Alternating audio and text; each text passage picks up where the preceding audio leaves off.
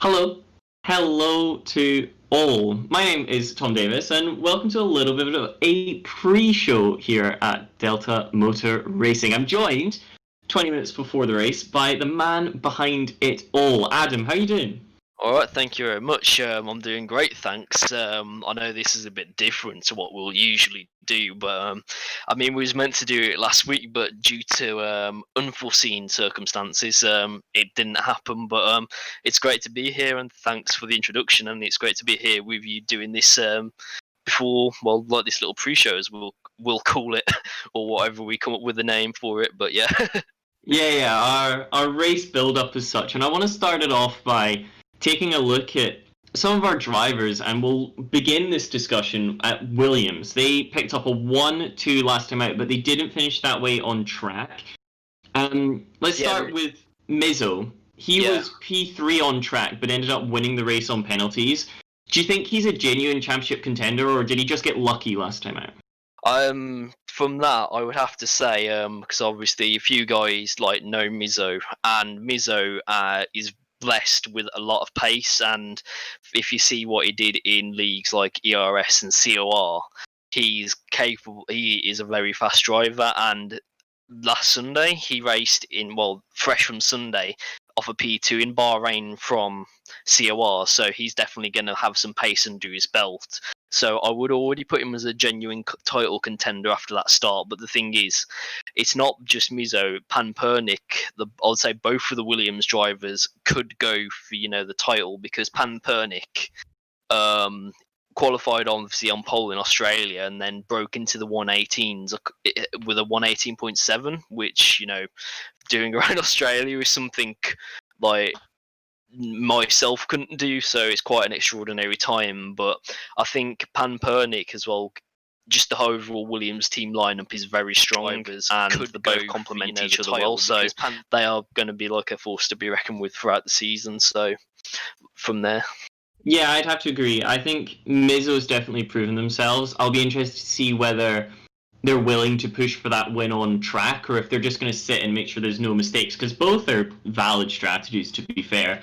Looking at Panpernik, the big question is whether or not you can get away without making those errors, because Australia is not a track where you're running over track limits particularly often. You don't have to push around those borders to find the lap time.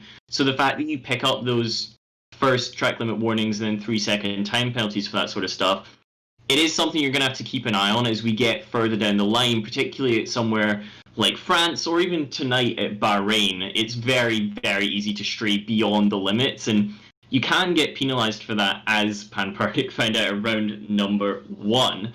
Another team I want to take a look at is Mercedes, of course. Now the black arrows, we got that updated livery in-game. I was going to say, we've literally just jumped from the silver arrows to the black arrows. I mean, I think it was literally updated before the day of the race, from what I remember, but it's Cody, so what do you expect? Yeah, so we got that wonderful new livery, and they qualified well last time out. Klapik was right up there. However, the race just was a nightmare. We ended up with Hueni finishing 14th and a DNF for Klapik. And Klapik also picking up 3 penalty points. Do you think they just need to work on inconsistency, or were they maybe overextended on pace last time out, which is what led to those mistakes? Yeah, see, I've made a mistake there. Klapik finished P14, Hueni didn't finish the race. But I think just overall, obviously Klapik showed in qualifying he's got, a lot of pace, because he was on the back of Mizzo. He qualified 1/10 off him, and you could clearly see he had the pace. But what happened, I think it was under the safety car. I think just that little bit of contact, Matt had to make him to pit again at the end of the safety car, and then after that he got caught up in the midfield, and he just couldn't, get round Australia, because it's obviously, with Australia, the track's pretty narrow itself, so overtaking's really hard, and pretty much the only places you can really have a go into turn is into turn 1 and then turn 2, so it's really hard to do. But then on Hueni's match, I know, to be fair to him, because I was speaking to him last week, and he has had technical difficulties with his wheel. So he was using a Thrustmaster T300, and that understeers like really bad. So he's Yeah. now actually back on his Fanatec, because I know this is a kind of a hardware thing. Like using a Fanatec, I think over the last game as well, kind of gives it, you've got a stronger force feedback on the wheel, and then since using the T300, you get used to the muscle memory. So, I mean, if Huini can definitely have a much better race tonight now that he's got his Fanatec back, but we'll wait to see how they do tonight. Yeah, as for Clapic, the error in that race, if you don't remember, was obviously those Mercedes, they pitted one lap earlier than, crucially, the AlphaTauri of E. Kone, who we'll get onto in a minute, because that is somewhat of an enigma. But they didn't take into account the other drivers coming out the pit lane, and there was a collision between the two. What is almost more telling from this incident is the fact that it really did get underneath Clapic's skin. He felt as if his race had been ruined by that, and kind of drove in an angry manner. It was visibly different how that car was handling in the second half of the event. Do you think that temper is going to be a running theme, or it'll be under control now? I think I wouldn't say it was more of a temper. I'll just say, when you get stuck in, I mean, I did 2 races around Australia, and the first race I won, and the second race, let's say I didn't do so well, and then I got a drive-through penalty and got stuck in the middle of the pack. Trying to overtake round about 5 cars in a single train around that circuit, if you've got a setup that's a lot of straight line speed, is very annoying, because you get then stuck around half of the track behind people, so you're always looking to constantly make a move. And especially going through Sector 2 is really hard to overtake. But now with Bahrain being a much wider circuit, I think maybe if that's the case, then it should be all right in eradicating that, because there's much more overtaking. But just on a whole consensus of Bahrain, with lap 1, if you can get around that without making any contact to turn 1, then you're going to have, I think, an all-right race, because the field generally spends the space out because of strategy around here, and we'll get onto that in a minute about strategy around this track, because that's going to have a major factor tonight, but I'll leave that to you in the race. Yeah, of course. We mentioned E. Coney in that decision as well. He was the driver that was kind of punted from behind, and that ultimately was the steward's decision, rewarding Clapic with 3 penalty points, which does mean he has a qualifying ban for tonight. It'll be interesting to see how that one plays out, particularly coming from the back of the field. In the point of E. Coney, however, showed a lot of pace, was right up there in that battle. Whether or not that was because there was somewhat of a DRS train, we'll wait and see tonight, because as you mentioned, the field does tend to space out a little bit, so if E. Coney can be up there this week, we can expect him to be a consistent title challenger. I'd also like to take a second to talk about McLaren and the topsy-turvy race they had. Andy, fantastic. Qualified P4, finished P5, and you wouldn't be too unhappy about losing that position, because he did have to come back through the field at the end, and ultimately was the only person really able to make those overtakes. We'll start there. Do you think Andy can improve on that P5, or we'll just see exciting but fair racing from them in that midfield battle? See, the thing is, Andy coming into this season was a bit of an unknown, because I actually got recommended Andy from another driver on the grid, and he pointed me in the direction of him, and then I completely didn't know about him at the time. But then since he's come in after that first performance, like, he's just shown like he's very consistent, and then he come from ORL, and like obviously that being like one of the biggest, well, the one of the biggest leagues on PC, where you've got guys like Shankar Clay, Frederick Rasmussen racing in Split A, and the experience he's had there, and then he's come in and on his first performance, a P4, very consistent race, and I can just see him getting faster and faster, and that's what I'll be looking to build on tonight, because he did really well to get the groundwork done. He got 10 points on the board for his team, so if he can get to the podium tonight, but it will just be, again, speaking of those 2 Williams drivers, if they can be beaten tonight, they are beatable, but I think there's a few other people that can beat them, and I think one of those teams that can be in the challenge for that is Red Bull, and especially Hugo and Danny. But yeah, of course. Yeah. And I agree. I think Andy showed a lot and showed a lot of maturity last time out, kind of going for the move once they'd had a chance to study the drivers in front, making sure that it was in fact going to be a fair, albeit sometimes hard move.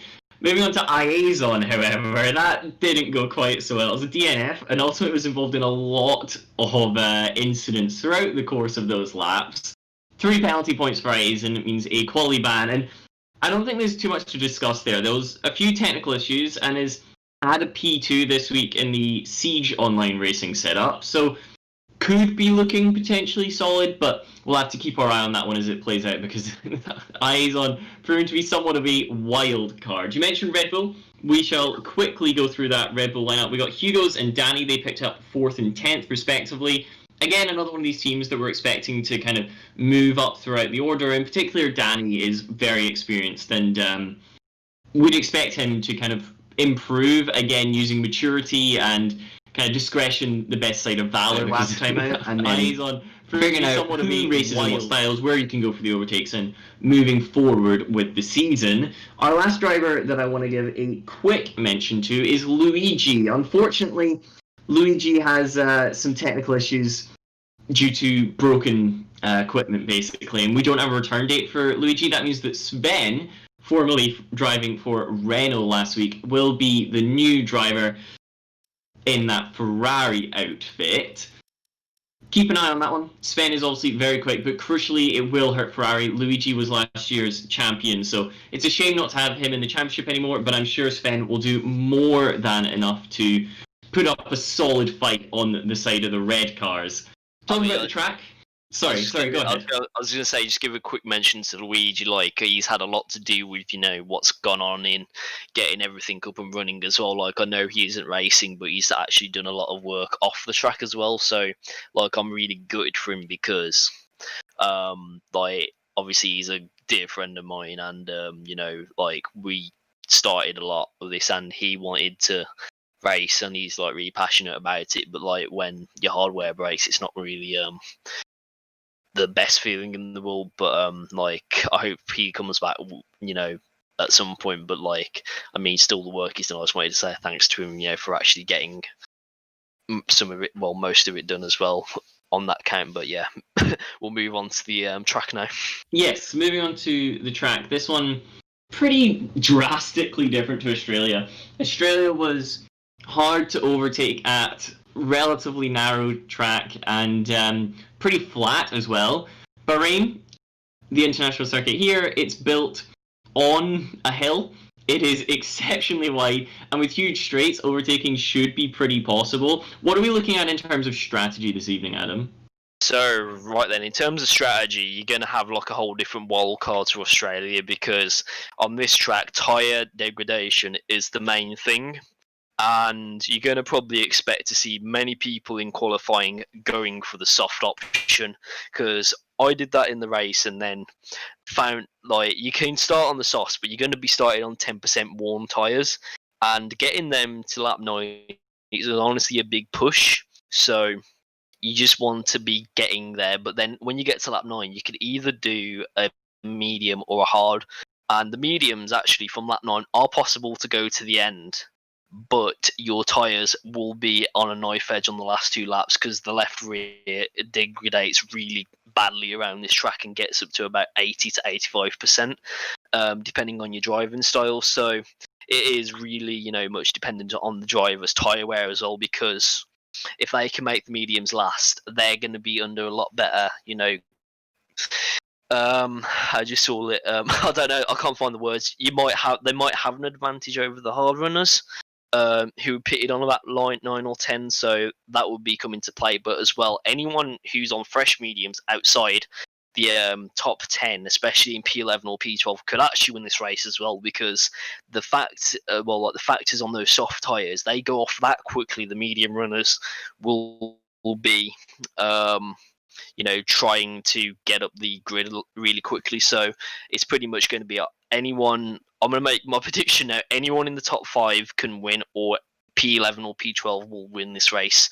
I think unless there's a miracle of a safety car, anyone from P5 to P10 probably won't win, simply because of the tyre degradation. But we'll see as we go into the race.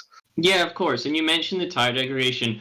Around this circuit, it is a night race, so it's not so much heat wear that you're looking at as much as abrasion wear because it's a really, really grippy surface around here. The track material is called Grey Wake Aggregate, and it's from Baston Hill Quarry in Shropshire, England.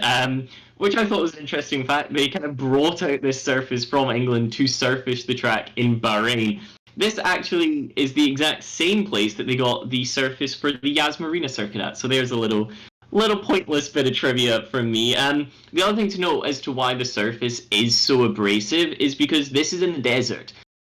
You get really high winds during the summer in Bahrain, which brings all of that sand over the track and it just grinds away at it throughout kind of the non-racing season in Bahrain.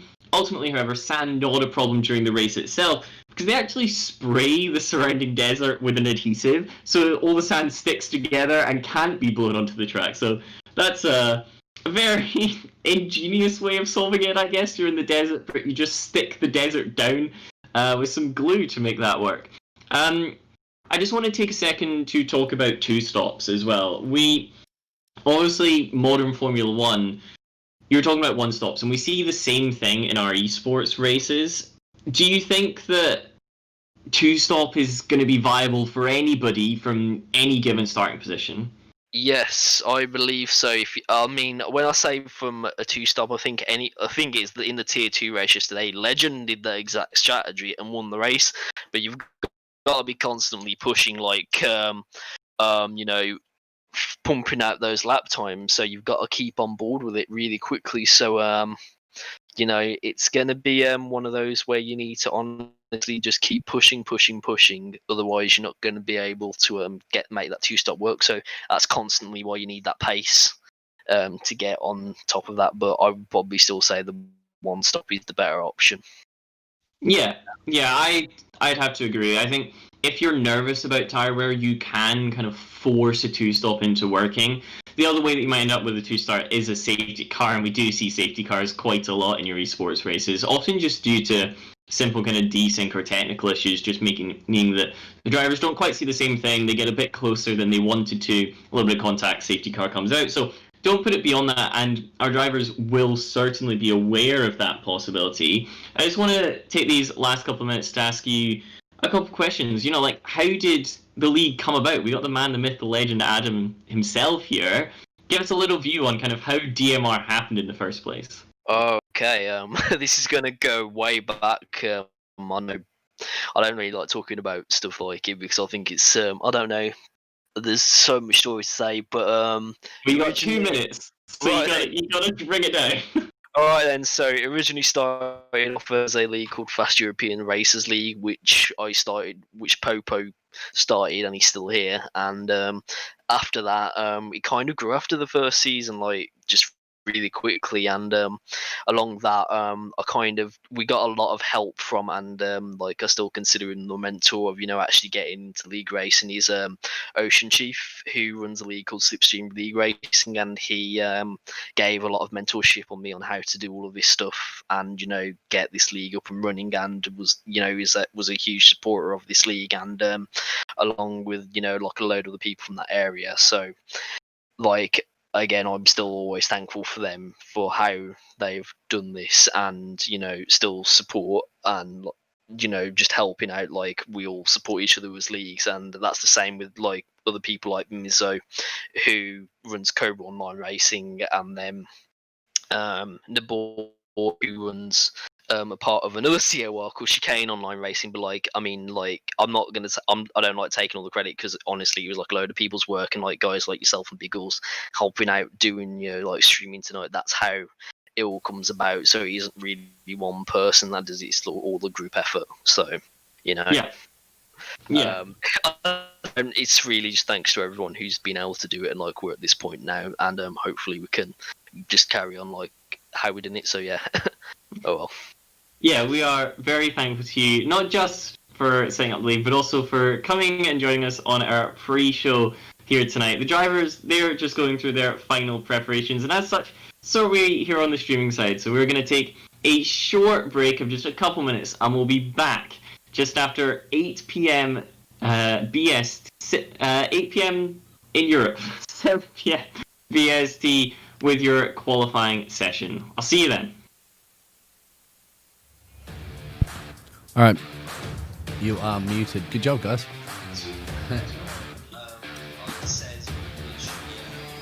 We've 19 drivers.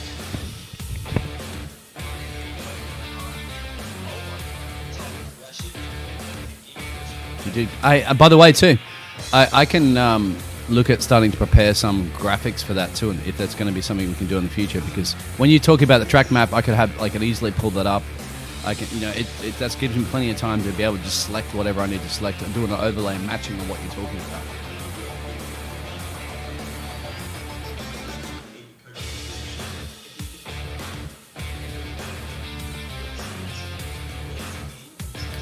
Yeah, sure, no problem. Yeah.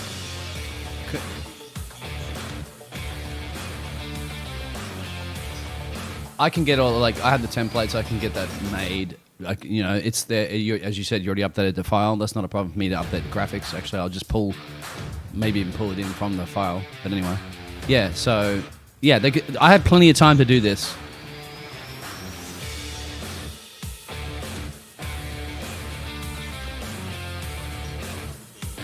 I was actually thinking what would be good is that when you are talking about the drivers and you saw that screen, the screen with all the, Adam's going to come back. You talk about the screen with all the, the circle screen there that you see with all the drivers. Well, I think in the middle, we can do a video that comes in the middle there, and that as you're talking about that driver, I could select their little videos if they crashed out or set a blistering lap or something, you know what I mean? Like, I can display that at the same time you're talking about it. Yep, it's starting now. Session's starting, so let me know when you want to do the pre-show.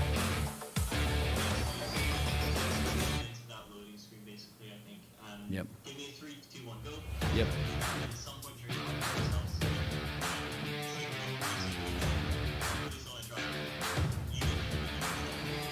Okay. All right, sounds good, man.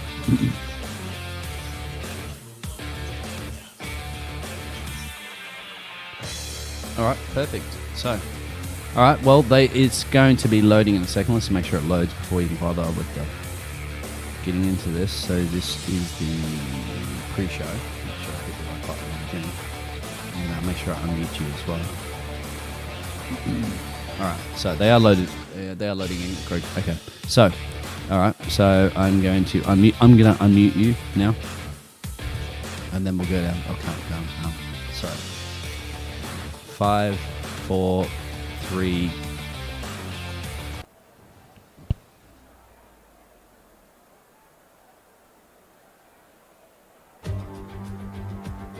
Hello and welcome to the virtual Bahrain International Circuit for round number 2 here at Delta Motor Racing. Tonight, it's all about tier number 1. Our drivers, they'll be prepared for a fight as well as this deceivingly tricky circuit. 5.4 kilometers of tarmac takes you through the desert and crucially through 3 DRS zones, so we should have overtaking aplenty throughout this evening. Of these 15 corners, keep an eye on turn number 4. DRS on the uphill run and it widens on exit, so there'll certainly be a few opportunities there to say the least. In terms of history, well, the circuit was the first to host a Grand Prix in the Middle East, and it would be a Ferrari 1-2 that day, with the winner Michael Schumacher even having turn 1 named in his honour a decade later. In terms of our drivers' standings, it's Mizzo who leads the way, capitalising on penalties for the drivers around him in Australia. Panpernik and Hugo's complete your top 3 and will be looking to claw back the deficit this week. As for the rest of you, keep an eye on E-Koning. He was right in that leading group for the AlphaTauri speared into the barrier at turn number 2. In the constructors, well, it's a sight we haven't seen in a long time. Williams are streaking away already after that 1-2 finish at the first round, leaving everybody else in their wake. With all that said and done, my name is Tom Davis. I'll be taking you through all of tonight's action, of course, with the help of my wonderful co-commentator, Biggles. How are you doing? I'm doing good, very good. Thank you very much. Glad to be here. Yeah, it's great to have it all back. It's been a week. We're here for round number 2, and Vexit, currently sitting P3 on your timing screens, he is one of those drivers to watch. He didn't have such a good outing last time around. It's currently got him sat 7th in the championship on just 2 points, but we know he's quick, so an onboard lap with him should be very, very exciting. In terms of strategy here, you'll see most of the drivers setting a lap on the soft tire because of how close the field is, but ideally you would want to start on that medium, so it is going to be interesting to see how it all plays out. And in terms of if anybody can actually get into the top 10 on the medium, because that would be a huge, huge gain. So, we got a few drivers out on the medium tire, but Vexit, he's just getting those tires, the soft ones, red on the wheels matching the red of his car. And he's handily going to have a little bit of a distant tow from the Williams in front. I believe that might even be Mizzo, your championship leader. But out of the final corner, flat out, DRS opens up, and it was a very, very solid exit. Already you're focused down to turn number 1. You want to get the car over to the left as much as you can. On the brakes at the 100 meter board, turning in, down to bottom gear, then a quick couple of shifts. Make sure that you get the traction down, you don't spin up the wheels. Use that kink on exit to straighten up the road. DRS open once again, and this is the turn 4. Uphill, straddle the curb on entry to leave you as much turning space as possible. And then on exit, again, using the curb. You now come down this tricky section down the hill through 7. And then this sets you up for the 8-hand corner. It's downhill, so easy to lock up that inside front. But Vexit's absolutely nailed it. You're then, again, another tricky downhill braking zone. This one turns 9 and 10. He's a little bit deep there, and that will compromise your exit on the run down this middle straight. This one a DRS zone, but you won't commonly see too much overtaking here because it's this turn 11, it's very, very open, and the late apex does not lend itself to dive bombs or late braking. Avoid that curb at turn number 12, and then get a very, very nice run. You need to be on the power as quickly as possible out of 13, because it brings you onto this back straight, which again does have DRS, but mainly will be used for setting up that braking move into turn number 1. Through the final corner, again pretty clean, but he's not too happy with the lap. He's going to come in to the pits, potentially a little bit of an invalidation there, and in fact it was. I think he went a little bit deep in the middle sector, which isn't ideal, but he'll be sure to come out, try it again when he gets the opportunity to. As it stands, however, Hugo's, we mentioned him, currently P3 in the championship. Yep. He has topped the screens, a 125.1, but Panperic and Mizzo not too far behind, and those guys should, in fact, close up a little bit, to say the least. They're definitely closer together than that 3/10 that currently sits in there. So, as we progress throughout the session, they'll be improving. Also, the likes of Sven and Ikoni should improve as Houeni pops up into P number 6. In terms of who I've got bets on, I don't know. It is round number 2. It's still all very, very much to play for, so keep an eye out on everyone, but crucially the guys who didn't score so well last time out, like we mentioned, Ikoni, also potentially Houeni, and you'll notice Aleph 588. He's currently 12th on your time screens. He's filling in for the missing Klapek this evening. Klapek deciding that he'd rather not race, just take a week, which is more than understandable, and see what he can do. And it gives Aleph this opportunity to come out and kind of prove themselves, see if you can get a consistent race seat if someone either decides to leave in the same way that Luigi did, or potentially for next season. It's just a proving ground for your reserve drivers. Of course, all our cars are equalised this evening, so it's not like those Williams drivers are in fact a second quicker than everybody else. Exactly the same car performance from across the board, and other than that, it's tier 1, so they'll have all those assists off, making sure that they can go as quickly as they possibly can.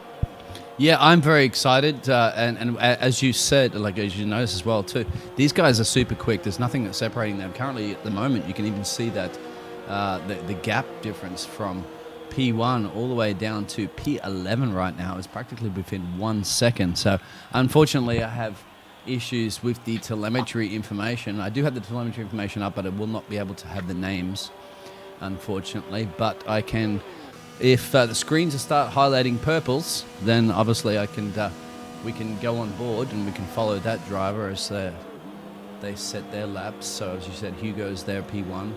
Both the Williams drivers are looking good there, P2, P3.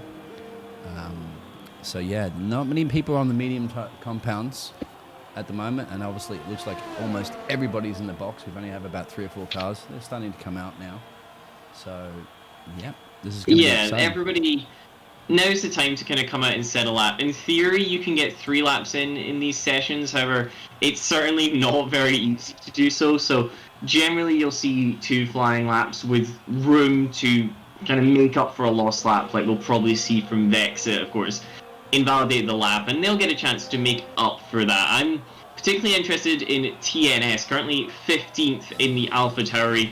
Went round on the mediums, was 2.3 seconds off the pace, but is coming around once again, and we'll get to see the Sector 2 split in just a moment.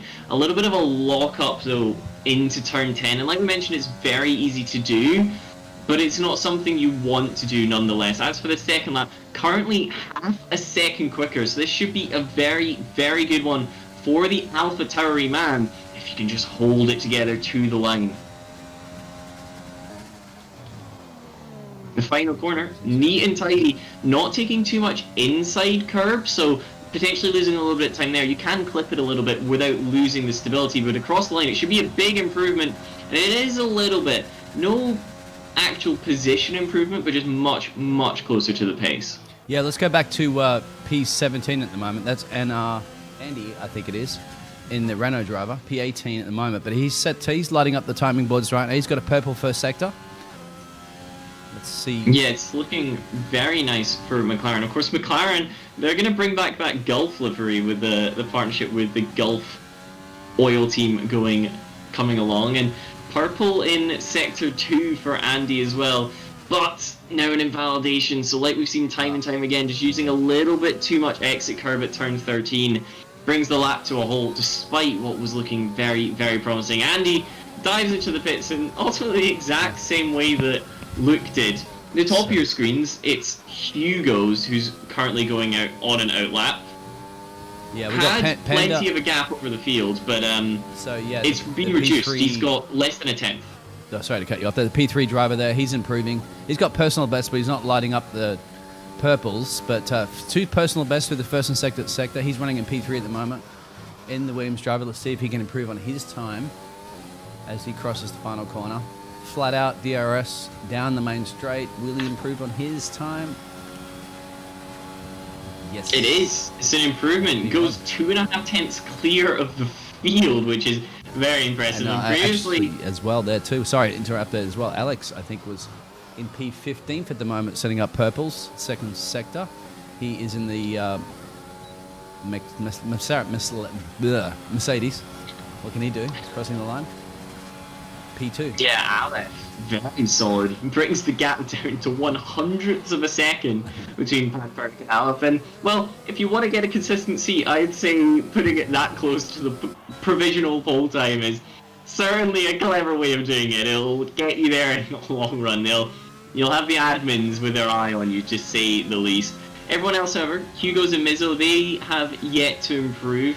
Hugo's not quite up there with Pampernik yet, but that's what we saw before. Pampernik, of course, has been the pace setter so far, and Mizzo has been kind of the consistent runner. Further down the field, the current surprise is Iconi. Iconi is currently on an out lap in the AlphaTauri and was right on the pace at Australia, and so far 9th isn't too great. Now, you would have been about half a second off the pace before Pampernik went and extended that gap hugely, but half a second is still a big amount, is it not? Huge gap, especially here with these drivers. That's absolutely massive. I wouldn't be surprised if these times start tumbling down a lot more. We're still 6.5 minutes left. These guys are obviously invalidating the lap, pushing the absolute limit that they can. Some people are still sitting faster sectors. It looks like we're looking at P8, Can. He does improve a little bit. He crosses the line, the Renault driver there. P6, his personal bests there. A few other guys at the back there, P15, 16, P18, are all improving on their personal bests, but nobody's lighting up any more purples at the moment. Crucially, it's going to be this battle amongst the top 5. We still have 6 minutes, so plenty of time for drivers to come around, make a mistake, and try once more. But Vexit, Mizzo, Hugo's, all of those guys will want a start on the front 2 rows, because you know as soon as you hit the 3rd one, the chances of being an instant are just so much higher. So one of those guys is going to miss out on that. And there's going to be a huge squabble to see if they can make sure it's not them as we reach the more important end of the session as such. Vexit currently doing a very nice job of getting out in the way of one of the McLarens, Andy, in fact, coming around, and neither of the McLarens have set a lap yet, which kind of puts the pressure on them. Do you think that'll affect the McLaren drivers? I think definitely so, for sure. There's a lot of psychological games that are playing on there, and also in terms of strategy as well. I mean, everybody's now on the soft tyres. Nobody's going to take the gamble. As you said too, you'll expect to see some carnage, I think. Probably a few virtual... You see, I think you're starting to see a little bit more virtual safety cars around this track than you actually do real safety cars. Yeah, you're not wrong. Crucially, it is a different surface off of the track, so it will punish you if you kind of run a little bit far, and you can end up in the wall, but crucially that wall is not right next to the track. It's not like we had at Australia in Albert Park last time, where if you were in the wall, there was quite a high chance you were also on the track. This time around, you can be in the wall far away, they'll send out a VSC, and that'll be enough to carry you round. Vexit, he's dropped down to 6th because Andy, we were just talking about it, apparently diamonds are made under pressure, and Andy pops up to 1st, puts a 10th between himself and Van Pernick.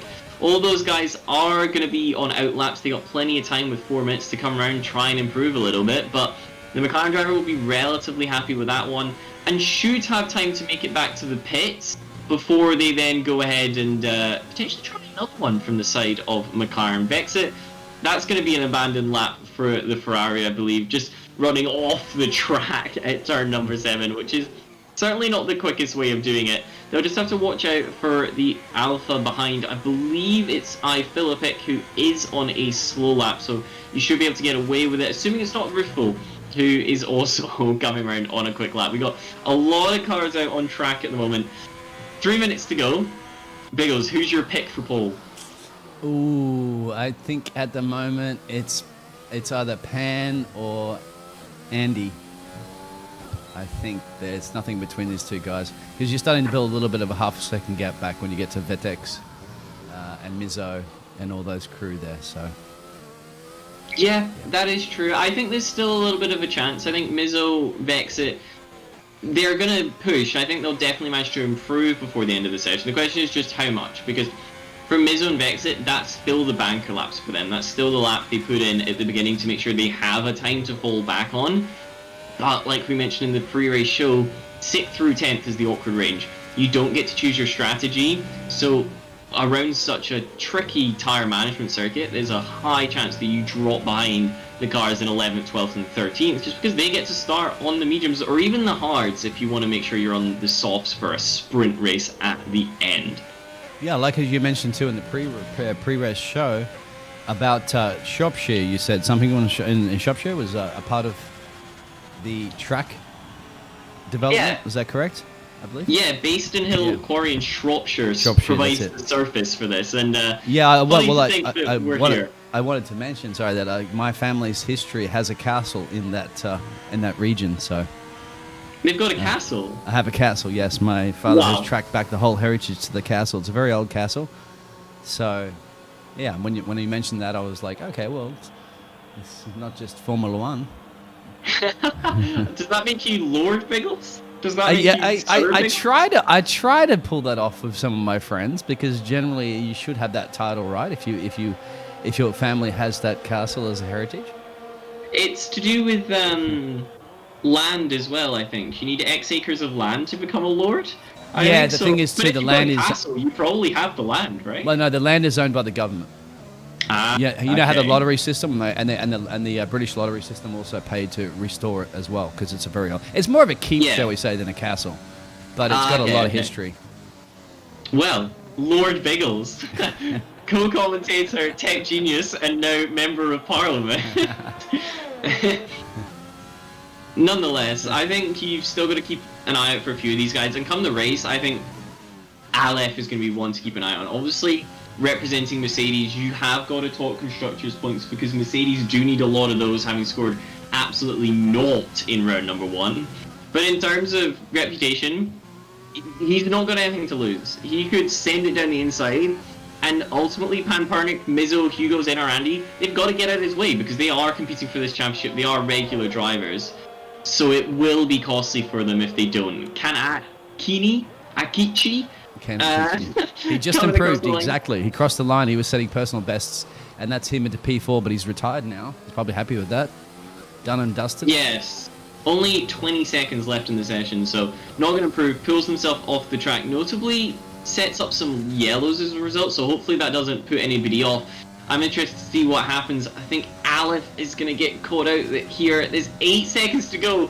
Third place, Aleph is currently in the middle sector. It's not Aleph, it's Huini. Huini, 1 second, isn't going to get to start a final lap. Tried to time the outlap to perfection and crosses the line now.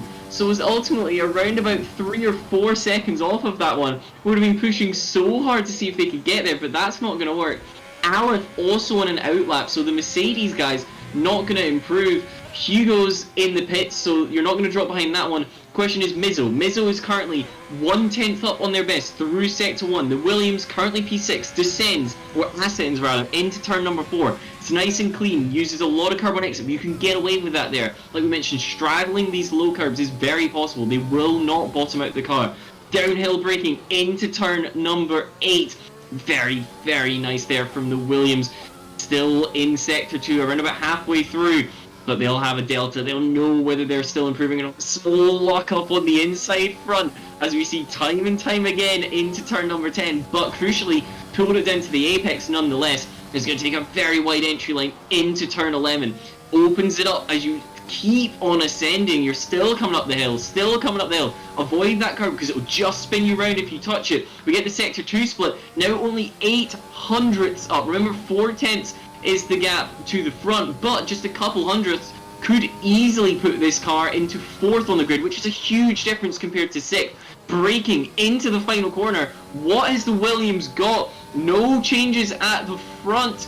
Can Mizzo disrupt the order? It's enough for P4, That's P4, which is fantastic. Just about scrapes the Williams onto the second row of the grid, and like we mentioned, that can make a huge, huge difference. Just come turn 1, it's a very tight braking zone, so inevitably there will probably be a little bit of contact, and further forward in the grid, less cars around you. I believe he had the commentators boost there as you were edging him on to get a little bit more speed, and you did call it. He was looking for P4, and that's exactly what he got. So he had the boost from the Tom, and it paid off for the Williams driver. I'm not sure the commentator's boost is often referred to. The commentator's curse is a common one, but it's not too often we get praise for such a thing. I think that's all of our drivers just finished. I don't think Aleph is able to improve. Yeah, that was an outlap for Aleph, so they've got to come around and make sure they pull into the pits. Then the session will end, and ultimately this will be your grid. NR Andy recovers from last week. He was 4th in that race. Now on pole and looking to get this championship off to a much, much better sort out. As for the McLaren teammate, well, last place for Iazon, so once again, it's a tale of 2 halves for the orange team. All right, so we're going to take... there it is. There's your short qualifying grid, as you just mentioned there. If you'd like to go yeah. NR Andy on pole. Panpernick will round up your front row with Aleph and Mizzo completing your top 4. Kanaki, Hugo's, Sven, Vexit, Philippic, and Huini are your top 10. For me, the biggest story there is that Williams, they have the championship lead in the Constructors. They've also got their drivers 1-2 in the Drivers' title race. And now they've put both cars in the top 4 positions. That is probably about as good as you could have hoped for coming into this one. By far. So we'll take a little short pause while the drivers load up onto the grid, and we'll be back in a minute. All right, we're paused. Yep. So I have to make sure to turn the...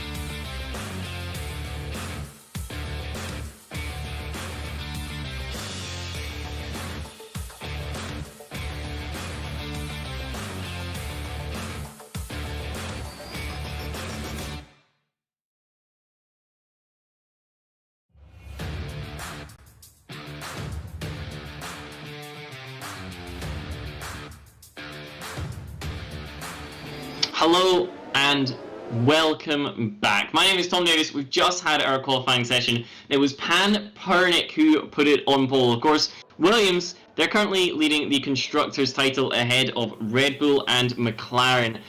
McLaren, well, Andy has been demoted down to last for one reason or another, so not great for those guys. Their cars will be starting 19th and 20th in this race. And Red Bull are the other championship rival at this point. Hugo's is 5th, but Danico, again, somewhat disappointing considering what we expected from that driver. He's down 15th and might be able to claw up a points finish due to the difference in strategy that we are anticipating. Starting in the top 10, obviously, you have to put on the tyre that you used in qualifying, which, of course, is the soft tyre. That's what the top drivers managed. Apart from Absinthe, who scraped through on the medium, everyone from Absinthe down has avoided that soft. It is like the plague. It will just ruin your life. We got a mixture of mediums and hards. Ultimately, that's going to be a decision as to what tyre you want to run later on in the race and how deep you think you can go. Our drivers just completing their formation lap. And this one's somewhat of a paradox, isn't it, Biggles? You got to get temperature into the tyres and brakes without heating up the engine. You do, definitely. And especially as most of these drivers might box to the hards to go to the end as well. And they're the tyre that's very, very tricky to run all the way to the end as they're starting to line up in the formation on the grid. Yeah, they come round then. Our drivers lining up on the grid. It's going to be a Williams 1, a Williams 3 with Kan Akinci making sure that they pinched that McLaren spot as Andy gets disqualified. But our drivers aren't thinking about that, although maybe Iazon is. Of course, Iazon having that quali ban. However, at the front, it's all about the race start. Who's going to get away from the line the best? Who is going to get out of turn 1 the best as well? Of course, pole is on the outside here, so there's a chance that you'll come under threat. The red lights, they'll come on. The tension rises with the engine notes, and we will be racing in Bahrain any second now. I do not have the drivers moving. They're away. Eventually, the lights hold for a long time. Pamparnik makes a good getaway. In the background, it's one of the Mercedes, Hawaii looking to make up ground. However, a tight entry line there from Vexit, and it all goes wrong. It was such a tight entry. Contact with the Williams of Pamparnik. Pamparnik seems to have gone away damage-free. Vexit definitely lost an end plate in that excursion. However, fortunately for Williams, Mizzo managed to get advantage off of the line and kind of capitalize on all this. It's still a Williams that leads the way. However, Hawaii is P2, Hugo's up to P number 3, and Kan Akinci just about manages to hold on to 4th, but we'll have to deal with the pressure behind from Pamparnik, 5th, pushing that Renault car around the turn 8, and then we'll come towards 9 and 10. This one's so tricky. It invites you in for that overtake, and a lock up from Renault. Can definitely pushing very, very hard as they come onto the back straight. No DRS at this point in the race, and Vexit is slow. I believe that's Sven at the back. Sven going very slowly indeed, with Andy and Iazon managing to get past them down the straight. What's happening to Sven? He's picked up the pace once again, but potentially a mistake from the Ferrari through that corner at the front. However, Mizzo leads the way already 0.6 of a second over Hwaney, who's not so fortunate. Only 1/10 back to that Red Bull car, and then it just gets tighter and tighter. The drivers, they come around to complete lap number 1, and we certainly had some excitement, didn't we? We certainly did. Obviously, Hwaney's biggest gainer there, up 7 places, but Pan and Alf both dropped 4 places off the grid. They're running P5 and P6 at the moment. A few people in the midfields gaining 3 positions there. And then we had Absinthe that dropped 3 positions off the start there. We already have somebody in the pit there. That looks like a Ferrari driver. He's already boxed. Trying to give you some information about that. But yes, exciting start. The passive fluffy ball. No, it's Sven that entered the pit. Sven potentially involved in that opening lap incident instead of Vexit coming in. Definitely changes the tyre, potentially changing a little bit of front wing as well, because we did see some end plate being thrown off through turn number 1. Driver to watch at the moment, however, 16th place Andy. He knows he needs to get some points. It's all about damage limitation for the McLaren driver. There's a little bit of a tap there. Danico and Luca coming together. Danico, well, it continues to go bad to worse for the Red Bull man. He's down in 18th after what he was hoping would be a genuine title challenge this season. Andy, only a 10th off the back of that Racing Point up ahead. You won't get a move done, at least not normally, into 13, but Andy does not care. Sends it down the inside, sliding it into the right-hander. Move done, he doesn't even need DRS. Next up, Felix Lundberg, the second of the Racing Points. Mizzo's set fastest lap at the front is 1 second clear at the moment, so no DRS for Houeni, and ultimately that could really change the scope of this race, couldn't it? Because it's likely we see some DRS change. There's DRS. As you can see, it looks like Felix is trying to make a move on Absinthe there in the Racing Point ahead of the Haas driver, and he can make it stick. DRS is enabled now. He's going to have to come back now with the DRS. What can he do on braking into the corner here? And he does make it stick, and this is also an opportunity for NR Andy to slide past on the racing line. This is oh, there's a big huge contact.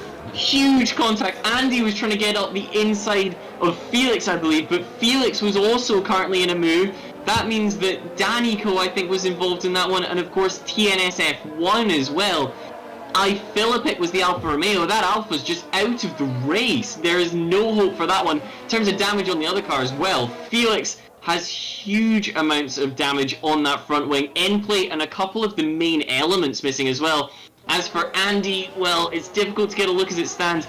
Might just have gotten away with that one. I think the McLaren took the contact on the wheel, which will get away with it. And it's exactly like you mentioned earlier. Just yellows in Sector 2 for a while. Then they disappear. Andy now making a very aggressive move down the inside of Felix. Of course, Felix slow, as you just don't have the downforce.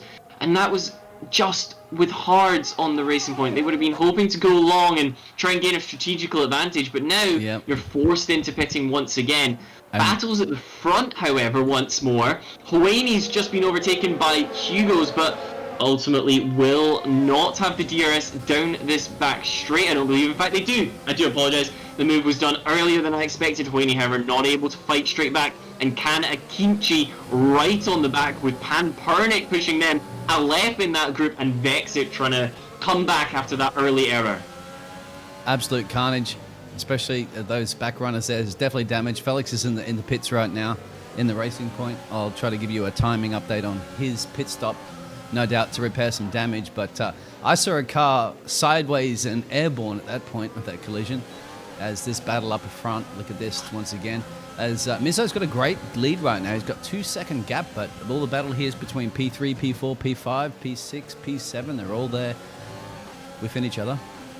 Yeah, this, like mentioned, is going to be the question. Mizzo is at the front, not giving DRS to the Red Bull, and as such, that fight begins to appear behind him instead of with him as Houeni goes very deep. Houeni already has a penalty for exceeding track limits, and now the Mercedes coming under pressure from the Renault, that number 3 Kanakichi car, down the inside into the final corner. It's not a conventional overtaking place, but Houeni, like we mentioned, was wide, lost the exit speed, and now, however, it's Aleph trying to challenge for that position. Aleph ultimately was challenging for a position when it would be Pan Pernick entering the pits. It's an early stop for Pan Pernick, just 4 laps on that soft tyre, and that might be the indication of a 2-stop for the Williams. Definitely has to switch the strategy. Maybe he was compromised by something, maybe he had some damage.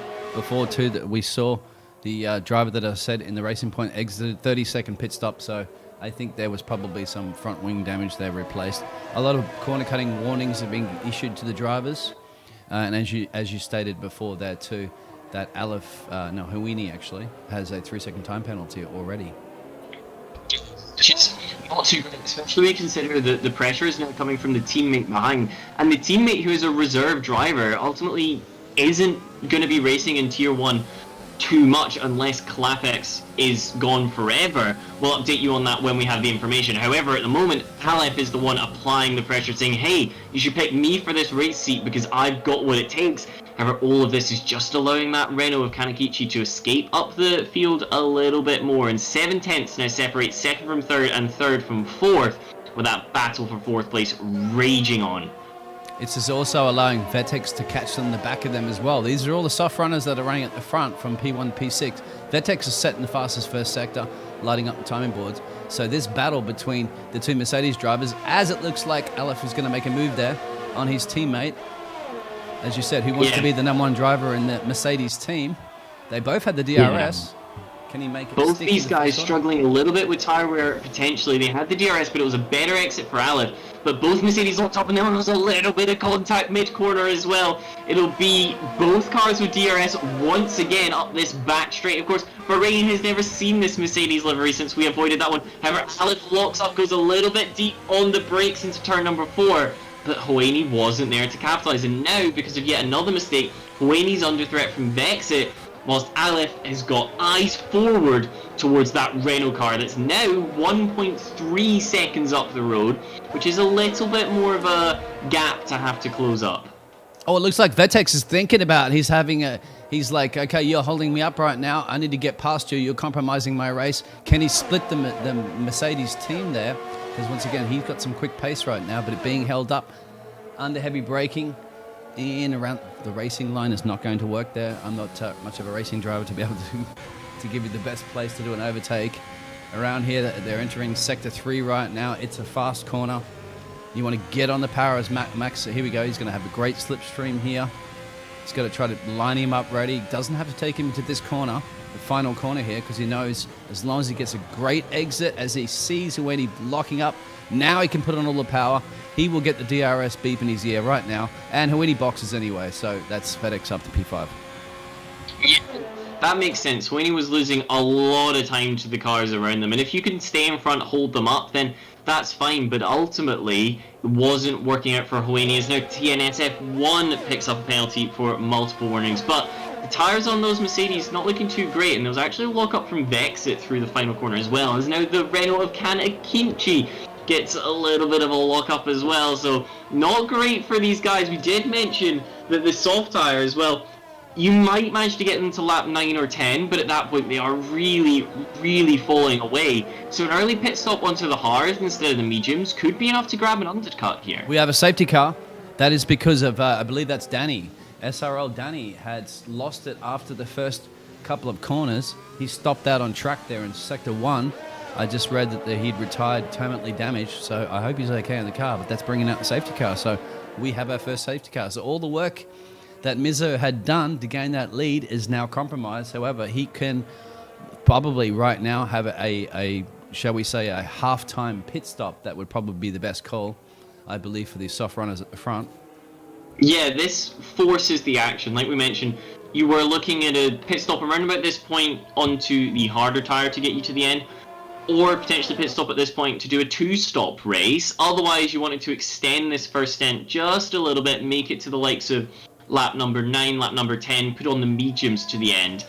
This, however, takes away all the decision-making process. If you don't pit now, you're going to hugely lose out. So it's on to the hard tyres for all of these guys, and then it'll be the question of how hard do they push? Are they going to sit there and make these tyres last to the end, or are they going to take advantage of this free pit stop to potentially make a second one later on? Absolutely everybody's boxed. Nobody stayed out apart from Rufal, who's 7-lap mediums and now has taken the net lead, shall we say, of this race. Mizzo is now 13 seconds, but obviously that will be caught up as Ruthral has caught the safety car already there, Ruthral, in the Alfa Romeo. So the other drivers have all switched mainly to the hard tyres, as they will go to the end of the race, but having to be compromised by pace. Yeah, the big point here is that everybody starting from 10th down was on either the mediums or the hards from the grid. That was a gamble on strategy, making sure that you could put on a softer compound when you got a low fuel load and really power through the field, as these front runners were struggling on their tyres at that stage. However, the way this has worked out, their hand is forced. They have to put on a set of hards, otherwise they simply don't have another choice. And I think everybody's changed onto a different compound. The one person who didn't was Houeni. Houeni came in and put on a set of mediums. Remember, Houeni had already pitted for their set of hards, so Houeni now running all 3 compounds in this race, I believe. HTAR, Looker in 18th. he's got nothing to lose. He's got to try a different strategy. So it's a pair of softs for the Renault car, and maybe that'll pay off. Take a few places, build up a gap to the guys in the bottom parts of the order, and then come in for a final pit stop, potentially for another set of softs, but probably a set of mediums. Exactly. Look at Mizzo's come back out there after that pit stop. So he's looking good right now in P2. Hugo's, Can, Alf, and Vetex. All of these guys have had their pit stops, got that tyre strategy out of the way. They'll have these fresh hards to go to the end. Only now Rufal and Ecoy, is that Econoy, in running in P7th. He's got the medium tyres. He doesn't have to box when the mediums can go to the end. We're still waiting for some cars. They're approaching Sector 1 right now. We still have about 3 cars, 2 cars that are coming out of the second sector, a few cars now leaving the third sector. So we probably will see the safety car out for another lap. So yeah, they should be able to catch. It's just a question of if they want to, you know. Given their strategy, it might be better for them just to leave it another lap. You never know. The big losers out of all of this are Panpernik and Hueni. Both of those guys pitted the lap before the safety car, remember? And as a result, they plummeted down the order and didn't get to make much of it back up because they would have been a long way off the back of the field by the time the safety car had come out. And as a result, everybody else, they came into the pits. Those two guys, Hueni and Panpernik, they had to stick to the safety car speed limit, and as a result, never quite got through. And now Panpernik picks up a 5-second penalty for a severe collision with Fluffy under the safety car. I guarantee we will see a stewards inquiry into that one. You don't get those without one driver feeling that they've been brake checked. I think that was a commentator's curse because we're actually on board with him as you said that too. And I think there's also another driver there with a big collision stop-go time penalty as well. I'll try to give you that because I just have driver numbers at the moment, which is car number 63. I think that's, well, that is him. And there's also car number 77, which is P5. So that's Aleph. Aleph has a stop-go penalty as well. 5 seconds. A stop-go, not even a drive-through. No, I'm just getting the telemetry. I'm getting stop-go. I think that's that is a drive-through. That is a drive-through, I believe. And yeah, I was about to say stop-go would be brutal. Okay. Are we going to see a safety car in as they cross? Yes, it is. So there we go. We're going to be racing again. The 5-second penalty for Aleph. He's picked up yet another one, however. All minds will be on the restart. When will these guys serve the penalties? But when will Ruthful go? The Alfa Romeo controls the restart. Comes through the final corner, still slow, back in the field, weaving, still slow as they come to the straight. If Ruffle wants to make a pit stop, you don't need to go until you're actually into that pit entry area. However, the Alfa Romeo now accelerates away, gets about 4 tenths over Mizzo behind, and all of these cars will want to clear the Alpha as quickly as possible. They need to try and get past because the Alpha is going to be slow. 9 lap old mediums, and it's only get worse. And a Ferrari driver as well. That's Vetex and Aleph have collided. They've dropped them all the way back now.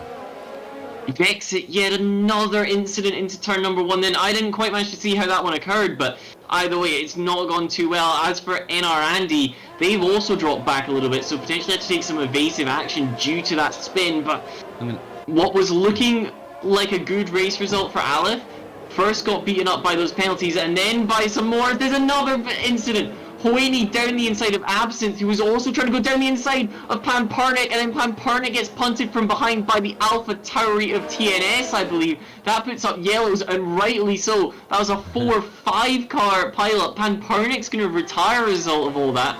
Aleph was getting skittish under acceleration, probably due to some damage, and that brings out the virtual safety car. Wow. All right, I'll see if I have a replay here.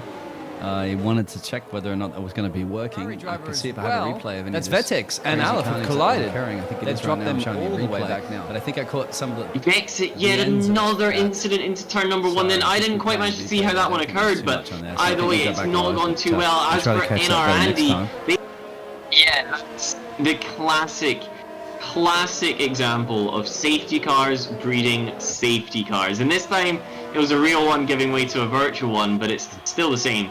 These guys, you close up, you have cold tires, you have an urge to try and make progress, and all of that just results in a few ambitious moves, to say the least, as a bunch of cars come into the pit lane in an attempt to change up what tyre strategy they are on, potentially. Aleph serving that 5-second penalty in the pits, crucially not serving the drive-through yet. That does have to be a separate stop, but it's going to be mediums for the Mercedes, who's now the last of the on-track runners. Keep a note, however, that there are now only 14 cars still running, so if this continues to be such a race of attrition, then a few of these guys might manage to get away with it. We're racing once more, however, and Ruthful still leads the way at the front. Hawani and P7 down the inside of Jonah on the entry to turn number 9. A little bit of a lock-up from the cars ahead, but that all sorts itself out, and once again we're very, very close to each other. They got yellows in Sector 1. I believe that's one of the Red Bull cars is still off to the side there, so that might be Hugo's was involved in that, so I'm not quite sure what happened there. But at the front, Mizzo trying to close down the gap to the Alpha, which at the moment, credit to him, Ruthful's putting in some pretty solid sector times. Definitely. Last lap of 137.2, obviously under the virtual safety car as well, but is quicker than everybody else right now. First sector's good, and it's in the pace. Actually, first sector's the fastest first sector. Second sector a little slower there, as Mizzo, as you mentioned now, is going to be all over the back now. Wanting to put the pressure on, can he make the overtake here? This is down the main straight, you get the slipstream into the first corner. This is where you see a lot, not leaving a lot of room there. No, backs off a little bit and thinking about it, and going to try to line him up then for the rest of the, as we go through now into sector, still in sector 1 actually, down the main straight again. What can he do in the Williams driver? He wants that P1 position. Time DRS was available, but Mizzo didn't quite get the exit they would have wanted, and all of this has allowed Kan Akinci and Ikoni right onto the back of this duel, giving us now a 4-way battle for the lead. Remember, Ruthful still has to make a pit stop. That car yet to do its run through into the box, but as it stands, however, they're not particularly slow. All of this top 4 are putting a gap on Aiza, and as the Renault very, very deep, potentially a little bit of contact with Ikoni. Both of these guys now a little bit further off the back of Mizzo, which is going to allow Mizzo to focus purely on the red and white Orlin Alfa Romeo up ahead. You won't get a move done through 12 and 13, but there's a chance that you can do a little bit of magic just after that. They come through. You'll have DRS down the main straight, and the detection point is right at the end of this one. So Iazon might just about get into it. I don't think he's going to have DRS down the main straight, which will be a big blow for him, but Mizzo most certainly will. And this time, Ruthful pulls across into the pits. Mizzo will still have the DRS. Remember, it's all about the detection points. And for the main straight, it's just before the final couple of corners. So, Mizzo leads the way, 8/10 over Kan Akinci, but will no longer have the DRS at the front, which might allow that gap to come down. Ikoni is right on the tail of that Renault, with Aiazon just bringing down the gap to the cars in front as a whole. And to be honest, is dragging a whole group all the way down to Jonah with him. Exactly, as we saw, Ruthful had to take his pit stop. That's put him back down into P10.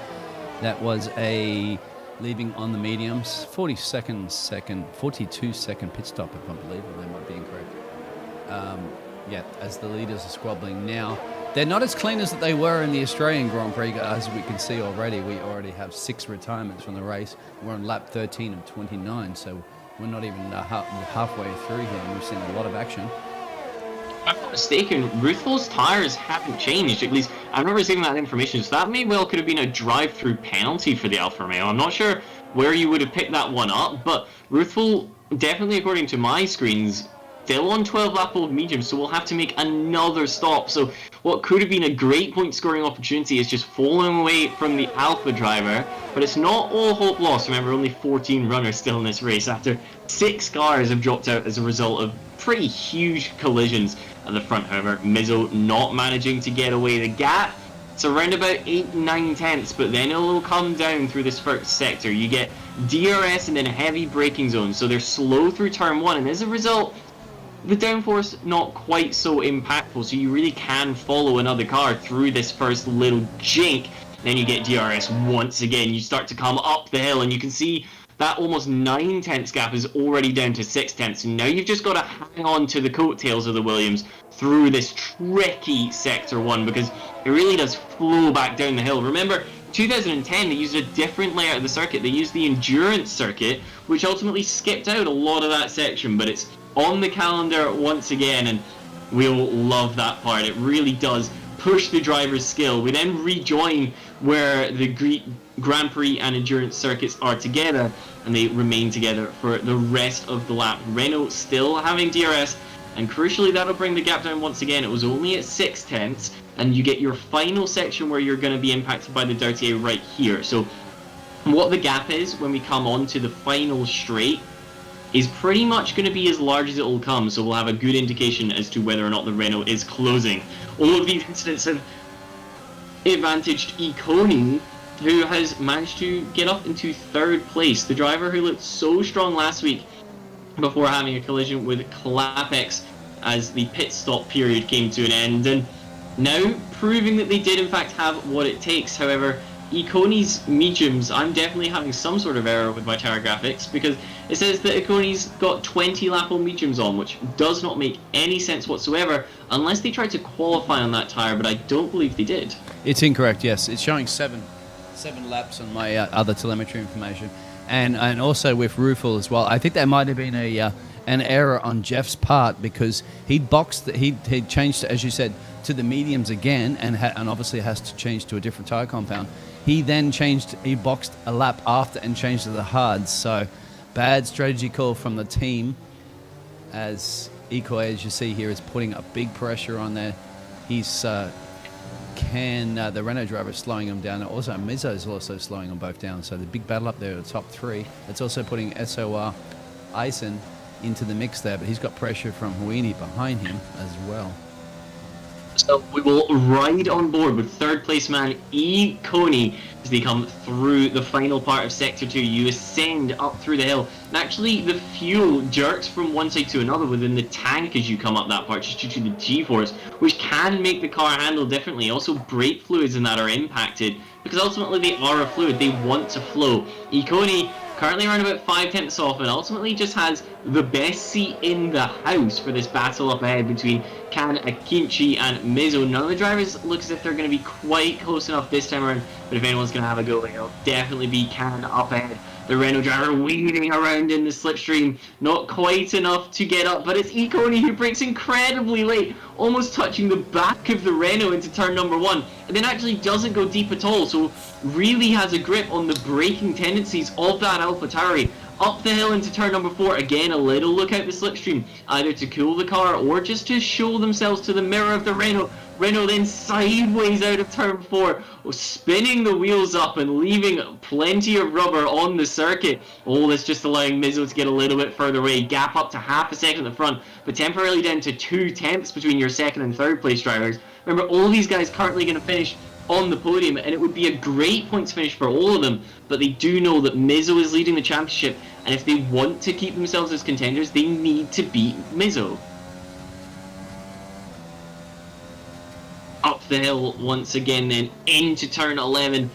Iconi's so close. He's just able to hold a tighter line than the cars in front, potentially having preserved the tires a little bit better at this stage. Or it's just the difference between the mediums and the hards, which it could very much be. Keep in mind that if it is just the difference between the mediums and the hards, well, Iconi will look to get through, because it will definitely be a case of being held up, and that's why you can see braking so much later, but locking up a little bit through the final couple of corners. That one technically 2 corners, turns 14 and 15, but taken as 1. Kan Akinci still very close to the back of Mezzo, down to 3/10. Will it be enough to try and move on the brakes? Not quite, but again, the AlphaTauri, the bravest of the 3, and ultimately the most confident of the 3 when it comes to slowing the car down. Iconi now just 2/10 off the back of the Renault. Both of them get DRS, but Iconi will get the slipstream up towards turn number 4, but it's not enough to try send one down the inside. Keep an eye on Huini as well. 5th place currently could become 4th place very quickly. That gap only 3/10 as well.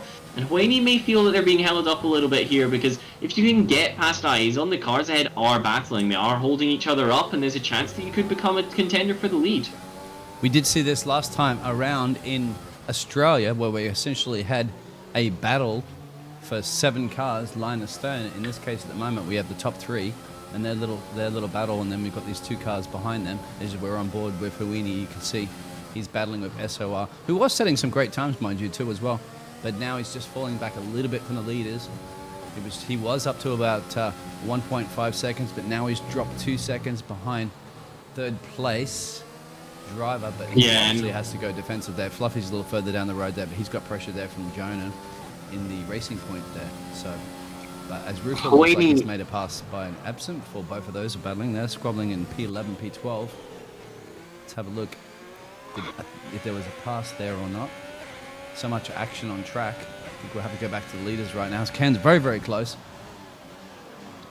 So close as they come through this first sector, but ultimately not quite close enough. And as they get the power down once again, it's Mizzo who can just pull away a little bit due to having that clean air. Ikonai now the one who's challenging. AlphaTauri pulls out of the slipstream, is alongside the Renault on entrance turn 4. They somehow avoid contact as Can just tries to squeeze the Alpha on the inside, and ultimately that'll be enough. But that's the first little sign that Ikonai wants to push. Now is the time for the move again, down the inside into 8th turn, but it's not available there. Didn't quite have enough of the car and had to back out just a little bit, and this is giving Mizzo a little bit more time to figure it all out. But Can doesn't want to let the leader get away. A little bit of a lock-up shows how hard the Renault driver is pushing as they try and accelerate back on to the rear end of Mizzo, because ultimately no DRS down that straight for the Renault, but there was DRS for the AlphaTauri. They curve up the hill through turn 12 and then into 13. They're not quite close enough, and ultimately the gap to Mizzo is just extended a little bit, so the DRS will have to close these cars up. It might not be enough to try and move once again. Once again, this battle as well is costing him some time, because SOR's managed to make that game after he dropped 2 seconds behind. Yeah, and Hawaii actually dropping a little bit off the back of Aizon as well, so not quite able to hold together, potentially struggling a little bit, using up some ERS and that's now not available, for example, to close that gap. But at the front, keeping a note of ERS. Can only got 22% electrical energy available, only 30 for Mizzo, but Ikoni, he's got 60% of that energy store, of that battery ready to use. So if there becomes an opportunity, well, you can bet that Ikoni will be there to capitalize, as Ruthful picks up a 3-second time penalty for multiple warnings. And we did mention this in the pre-show, it's so much easier to cut the corners here than it is Australia. So those guys who picked up penalties last time out, they were always more viable to doing it this time as well. They are, and still not too bad, but overall, I think at least these top 3 at the moment, I believe, have no time penalties. They do have some warnings, but they don't have any time penalties. So actually, top 4. Sorry to interrupt. A big slide there for Aizon. That's going to lead to Aizon losing out to Hawaii. Just got the power down way too early, trying to get onto this back straight, and as a result, rear end said hello to the front, and it was almost a spin, but just about gathered it up. And whilst we've been talking about all that, Can Akinci in the Renault has got the gap down to Mizzo once again. It's sitting at 3.5 tenths. Of course, comes down whilst the Renault's in the slipstream, and then should open up a little bit, but in fact continues to descend through the final couple of corners, and we're back onto the straight once again. 6 tenths separate everyone, and Ikoni pulls into the pits, says enough is enough on that set of medium tyres, is going to come in, put on what is presumably a set of softs to the end, and see how many places they can make up. But you would struggle to expect them to be back up there as Aizon challenges Hwayne for now 3rd place. Around the outside at turn 1, not quite going to work. Hwayne squeezes the McLaren driver out. And there are blue flags here as well, because the backmarker Renault of Luca got in the way, which will have given Mizzo the DRS once again. So although that gap was only 2 tenths coming up towards turn 4, there was no closing speed for Kanakichi, and Mizzo gets away with it once again. Can, however, no longer has to worry about a car behind, as Hwayne's 2 seconds back. And of course, Ikona drops down to 8th, and we'll have to keep an eye on that car's progress. But 14 seconds off the back of 7th, it's going to have to be some miracle pace to move up the order. On soft compounds, so he could probably also go for a fastest lap if he can't get a podium position and get some points. But this battle up ahead is yes. As SOR did a lot of work there to be defensive, but had to lose out to Hawani, as you see, is up to P3. What can he do about the pace of the leaders right now? He's 2.8 off, kind of matching the pace, and Can has probably been very, very annoyed. He's being held up by Mizzo right now. He's trying to think of everything he possibly can on the team radio, talking to his engineer, saying, what are we going to do? Oh, another lock up there. Where can we make this, where is they're both evenly on pace, so going to have to sort of find a way, evenly on tyres as well, both on the hard tyres, and really nothing between them. Now it's just going to come down to try to find any opportunity as SOR had boxed from P4. Yeah, and Huayni actually just picked up a 3-second time penalty. Now, I believe the first one was served in the pits, you can correct me if I'm wrong, but with only 4.6 seconds back to Jonah, and Jonah being on the favourable compound at this stage in the race, Huayni will have to be aware of the threat of that Racing Point. Ikone, of course, moves up to 7th due to the pitted McLaren, and has a comfortable gap to the McLaren driver now. Sorry to interrupt you there. Jonah getting past Fluffy. Yeah, Fluffy. Yep, you called it, sorry. The move, very, very nice. The classic Bahrain move. And Fluffy not able to fight back into turn number 8. Don't worry about that Renault you can see in the background. That one is just a back marker. That one's Luca. So we've not suddenly had one of your leading pair drop down the order. But this is another good battle. These cars separated by just a second, 4th, 5th, and 6th. And it looks like somewhat of a licorice all sort, doesn't it, with a pink, black, and pink? It does, yeah. He's in the middle of a, shall we say, a pink Mercedes sandwich right now. However, Fluffy has big problems because he does have a 3-second time penalty, so he has to get obviously ahead of Jonah, ahead of anybody he possibly can right now. But the big problem right now with Huayni is that he does have 6 seconds in time penalties, so unless he can do something on those medium tyres, he is not going to be on the podium spot. Yeah, and that's the real problem here. Huayni again showing good pace, but a DNF last time out, and now a huge drop as once again Fluffy challenging for 4th position around the outside at turn 1. Not going to get it done at 1, but will have the inside for 2. Opens up the steering on exit, that gains the place, and then they come up towards turn 4. Haas having to cover the inside line. Sends Jonah to the outside. There's a little bit of contact, and the Racing Point of Jonah is now going to come under pressure from his teammate, and that might just allow Fluffy to get away. That half a second gap might be all that they need to escape. And up at the front, there's still no change, so this is your best action on track at the moment. Jonah has closed the gap down just a little bit once again, and this time it was Felix Lundberg who got sideways exiting at turn number 8. They come through 9 through 10 onto the back straight. As we mentioned, very hard to get an overtake done further up here, and that's actually the Racing Point of Felix pulling out of the slipstream, so that one might be having a few cooling issues as well. He's in the box now too, I believe. Vetix. So and Koi, as we expected on the fresh softs, sets the fastest lap at 1:28.2. But he can easily make them go to the end. But he's got a lot of time. He's 18 seconds off the leader, and he can obviously catch this battle that you can see too between the Racing Point drivers. Move for the lead. Yeah. I do apologise. Move for the lead. Mizzo around the outside at turn 1 in an attempt to defend it. Kanakichi managed to find the inside, but then Mizzo had the bravery, had the grip, and now has the DRS on the road up to turn 4. And once again, Mizzo just about does enough. It's still Williams leading Renault at the front of this race. Mizzo leading pretty much from the start. Didn't quite put it on pole, but had P3 on the grid. Then was promoted when there was some issues for Andy, and now just about survives once again. Both of these cars on 14 lap old hard, but it's definitely Can who's the quicker of the two. Sorry, carry on. No, yeah, you're perfectly fine too. That was great. We would have catch the action at the front because there's nothing between the two guys. There's no time penalties separate. Same tyres, same lap times essentially. This is all going to come down to driver skill. And he's also putting pressure again. He's been thinking about this. He's been following this driver for essentially about 15 to 20 laps now, so he wants to do something about it. Can the Renault driver get to P1? Mizzo's like, I'm not going to have anything. If I can, whatever I can possibly do, I'm going to make my Williams car as wide as I possibly can.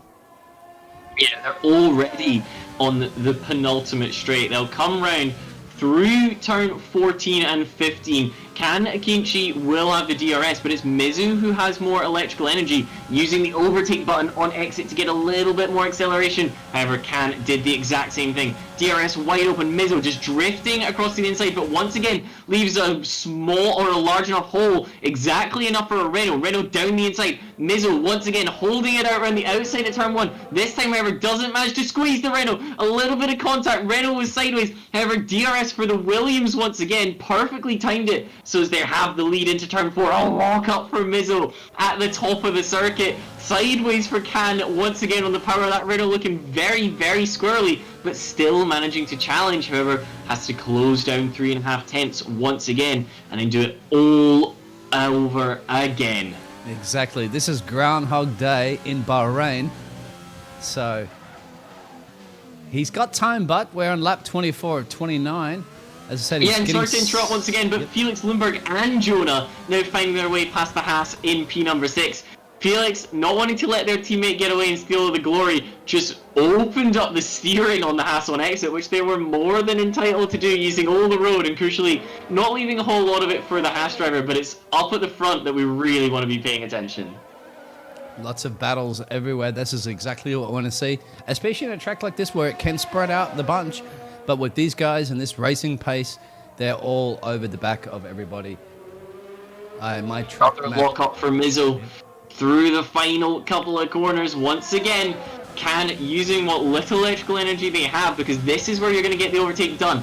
Can Mizzo defend the inside a little bit more effectively this time? No, they cannot. They are just behind, I believe, at the DRS line, and that's the crucial bit of information. Who's going to have DRS up the hill? Once again, Williams are on the outside at turn 1. This time, far less squeezing. And who's got the DRS up the hill? It is the Williams, but Renault holding it out on the inside, but just not quite close enough to send one into the braking zone at turn 4. And Mizzo holding on once again, and we come into the sector with now 4 tenths of a gap.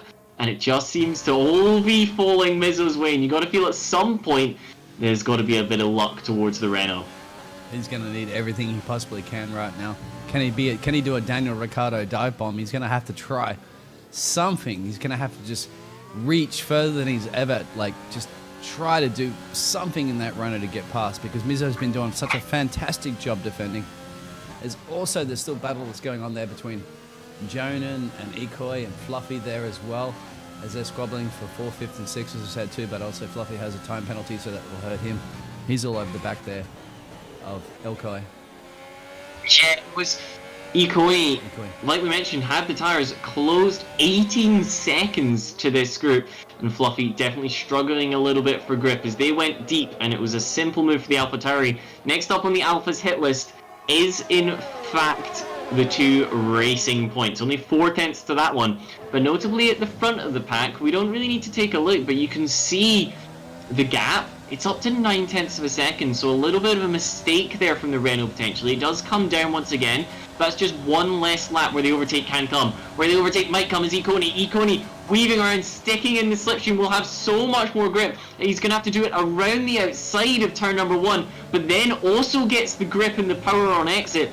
AlphaTauri up to P5, 1 racing point down, 1 to go. Still DRS, remember, up the hill because Felix Lundberg is within a second of Ikoni now. And they'll just continue pushing. If he can get all of these moves done, in theory, he has got the pace to close up to Houeni, remembering that Houeni has penalties. So this is effectively a fight for a podium from Ikoni, but Felix also fighting for that podium and won't want to give it up too early easy. But there's just so much more traction in the AlphaTauri around the outside at turn number 9. That's not what you see very often. And then sideways on exit, but still gets the grip. And should also have the DRS, I believe. In fact, no, they don't. Move made just a little bit too early, but it doesn't matter. That's ahead, and that should be job done. The question is, how many penalties does Houeni have? And if it's not enough, can you catch them? He has none. And that tyre strategy, so by boxing, and remember, he's had two pit stops right now.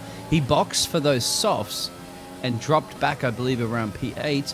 But now, making his way up through the field, and as you said, that traction on the outside on those soft tyres against these medium or hard compound tyres is just something on a whole different planet at this point. Yeah, Ikoni already got the gap down to Houeni to just 1.4 seconds. It's a ridiculous rate that he's gaining. He's actually pulling Felix with him as well. Only 1.2 will round on board with the AlphaTauri, currently in P4, fighting for the podium. Remember, Houeni has also made 2 stops, but that was because the safety car strategy didn't go the way of the Mercedes man. And now he's going to come under threat from a very fast, very racy Ikone. got hard done by due to an incident that definitely wasn't Ikone's fault in round number 1, and wants to make up for that with a podium in this round 2 of our Delta Motor Racing Tier 1 season. Down into the braking zone at turn 8. Gap already just 0.6 of a second separating these two cars. There will now be DRS available. It's 4/10 on the run down a hill, and a lock up for Blaney that will not only compromise the mid-corner speed but also the exit traction. AlphaTauri up alongside already, wing mirror to wing mirror right now, back wheel to front wheel. And that's going to be job done before we even get to the real overtaking spots. Miraculous overtake from Ikone, and it was a bold strategy, but ultimately it should pay off with a podium here. And there's a slide from Hoeni behind him as well. So Hoeni's just gone. He's lost it. He must have tried to keep up there and realised his tyres just weren't as good as the softs.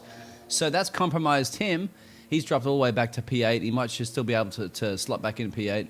But yeah, as you said, with Akini on those soft tyres, he's blistering right now. He's definitely got P2 on the podium. No, he actually P3 in the podium right now, but he's got 12 seconds to make up. But Jonah down the inside of Felix Lundberg.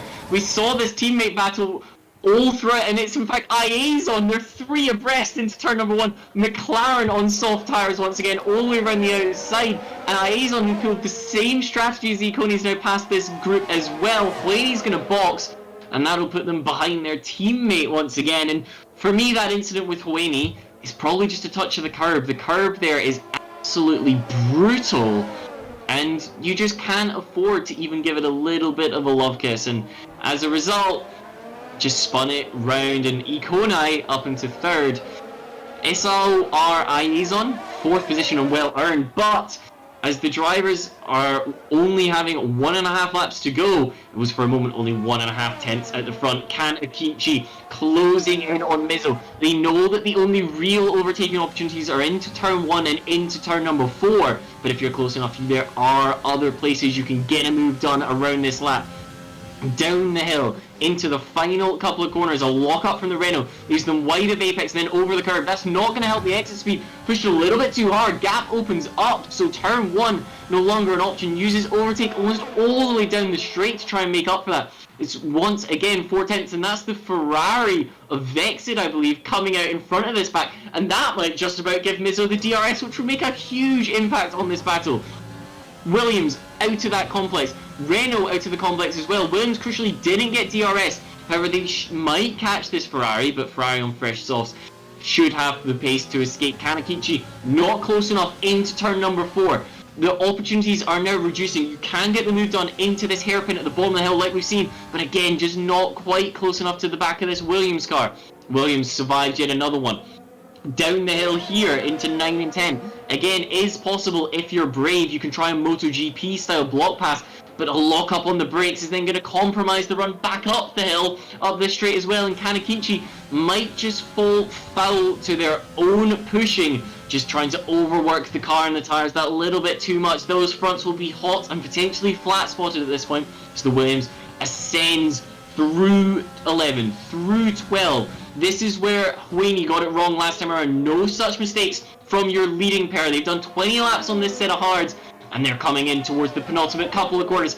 Can try anything into the final corner. He thinks better of it. A little bit of a lock-up, but gets a decent run. Crucially, doesn't exceed track limits, so no penalties for Kanakichi. And these drivers will cross the line. It's a win for Williams. They've taken both of the opening rounds, with Mizzo now on a whopping 150 points, I believe. Well, it was a solid race for the Renault driver. They needed some points, and a P2 is how you pick that up. Ikone capitalizing on a different strategy to make sure that they claim the final podium spot, with SOR IA's on 4th, Jonah 5th, Felix Lundberg lost out in that Racing Point duel, eventually coming across the line in 6th. Fluffy Balls was 7th. We're expecting Sven across the line 8th, but a huge way behind those leading 7 cars. Then Ruthpol 9th. Aleph should cross the line for the final point scoring position. And Hoeni's pit stop, well, it might just drop them out of the points, meaning that despite showing good pace, Mercedes take away 1 point from this round, and Hoeni 0 from the opening 2 races of the season. Absolutely exciting finish to the race. As we see the fireworks go off, I think we already had enough fireworks as we are entering into the final corners of this race. And on top of that, both these drivers at the front, Mizzo and Can, Mizzo had 5 seconds of penalty. He did not serve his penalty, so therefore 5 seconds was added to his time. And however, Can had 10 seconds of time penalty, so he was, if he didn't have those the 10 seconds, but he was very, very lucky because he had a little bit of a gap there to P3, which obviously at the softs, as you saw towards the end there. But remember the driver off the top of my head. Iazen is your driver of the day, as voted for by whoever wrote the algorithm. A selfie on the podium for Mizzo as he lifts what was a very well-earned trophy. He had to fight for that one, always under pressure from, at times, multiple drivers, but throughout the whole race, it was Kan Akinci who was right there. And Ikonai, of course, capitalizing on a fantastic strategy. I believe ultimately picking up P2 there, potentially due to some penalties. Yes, that's exactly. You can see the penalties there as well. And then Ikoi, the Finnish driver there, did not pick up any penalties whatsoever, starting 11th on the grid. So he did a very good drive to survive, shall we say, towards the end there. We had the 3 German drivers there, SOR, Jonan, and Felix. Both those racing points kept a great, entertaining race, wasn't it, between them? Also starting 17th and 14th on the grid. So with the extra stop there from Felix, Fluffy there with the time penalty as well. He also, so we had a lot of drivers that started at the back of the grid here that came through and finished in top podium positions. Yeah, we spoke about that beforehand. We were expecting it to be because of tire strategy. In the end, it was because of collisions up at the front. Let's not forget a bunch of these drivers who didn't make it to the end, a few of them because of things out with their control. Absinthe does not finish. Hugo's no finish for the Red Bull man who wants to compete for that title. Same goes for Andy, and it could be massively impactful. And Pan Pernick. Not only does that impact him, but also Williams in the constructors. They could have been on for another double podium finish, but they'll be happy with the race win. Danny Coe, it was a disappointing race for him so far anyway, languishing down in 15th place when he was taken out. And Philippic in the Alpha that became airborne and decided it wanted to have downforce become upforce in the middle of the race. That's just about it from us here at Delta Motor Racing. It was a fantastic round number 2. Make sure you follow us on all of the social media platforms. You name it, we have an account. Just search Delta Motor Racing and you'll see us. We got various races all throughout the rest of the week, and a couple have already happened as well. Of course, if you want a full update, we got Tier 1 on Wednesday. That's what you've just seen. Tier number 2, well, that happens on Tuesdays. Tier 3 is Thursdays, so you should be able to catch that tomorrow. And Tier 3.2 also on Thursdays, so one of those will, in fact, be streamed. And Stand Server, that's all the action we have for you tonight. I've been Tom Davis, and I've been joined by the fantastic Biggles. We hope to see you next week here